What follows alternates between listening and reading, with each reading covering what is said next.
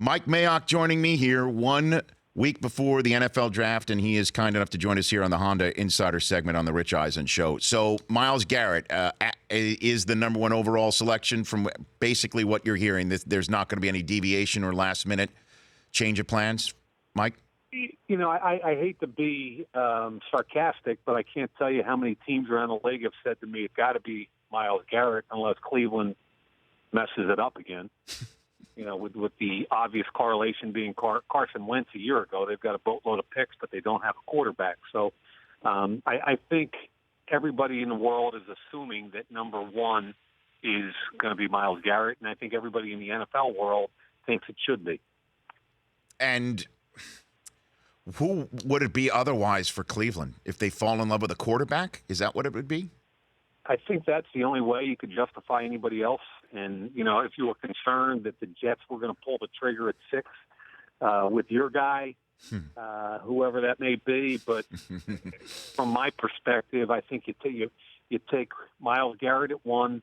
And if you're in the quarterback market, you either take him at 12 or you can move up from there, or you can move up from 33. I think there are a couple different levels of where you can go chase a quarterback in the first round this year. Well, you know what I felt about Deshaun Watson. I was talking to you about him during our combine coverage as we sat next to each other for an absurd amount of time in Indianapolis back in March. And he's your number one guy. He lit it up at the combine. How pro-ready is Deshaun Watson based on what you can see, Mike? He's not. And none of them are. And maybe the most pro-ready is probably Trubisky, which is an irony given that he's only a one-year starter. But Trubisky's more comfortable in the pocket, gets the ball out more quickly, and doesn't turn it over. And I'll tell you the correlation, the thing that worries me the most about Watson, and I'm on record, I love the kid. I love the fact that he played his best football under the brightest lights. I don't think anything gets to him. He's got two challenges, I believe. Number one is the same challenge that most spread quarterbacks have coming into the NFL, which is winning in the pocket. And number two, he throws an inordinate amount of interceptions for a quarterback on a high-level team. He threw 17 interceptions last year at Clemson. Jameis Winston threw 18 his last year, and Jameis Winston continues to throw interceptions.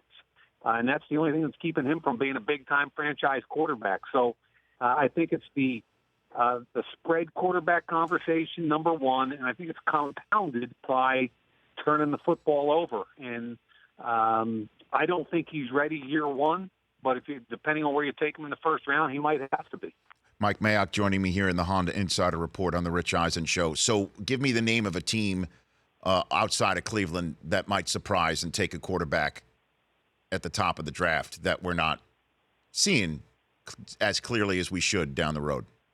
Rich, I feel like this is a crazy year with this quarterback situation, and I don't think the Jets should take a quarterback at 6. But if they fall in love with one, they might as well.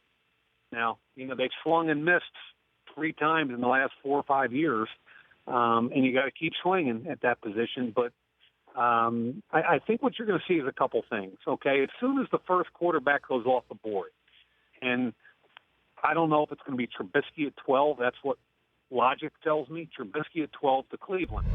Then all of a sudden, people are going to start worrying about where and when they can get Deshaun Watson or Patrick Mahomes. But I think some teams really like Watson. So if you look at Houston at 25 and Kansas City at 27, if 12 is a quarterback and it's only the first one off the board, at what point do you have to trade up to get ahead of Houston and Kansas City to go get Deshaun Watson? Is it the middle of the teens? Is it 16, 17, 18? I think that's the first level, is who wants to get ahead of those two teams. Then I think the second level is the teams in the second round that didn't get a quarterback, whether that is Jacksonville, Chicago, the Jets, etc. Where do they have to come back up to in the first round? Do they have to get ahead of whom to go from 32 or 33 up to 24, 23, whatever? So I think there's kind of a couple different levels. You got to trade up to get in the teams, or you may have to trade up from the 30s to get in front of Houston. But I think it all depends on how quickly the first quarterback comes off the board. The Rich Eisen Show, weekdays at noon Eastern on Audience.